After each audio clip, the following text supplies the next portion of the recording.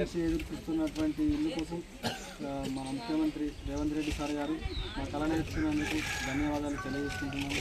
అలాగే ముఖ్యాల సునీల్ రెడ్డి సార్ గారికి మరియు గ్రామంలో ఉండే కాంగ్రెస్ నాయకులకు ప్రజలకు అందరికీ నా కృతజ్ఞతలు తెలియజేసుకుంటున్నాను.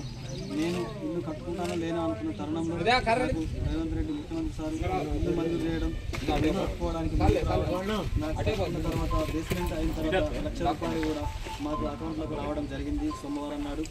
వారికి నేను కృతజ్ఞతలు తెలియజేసుకుంటున్నాను.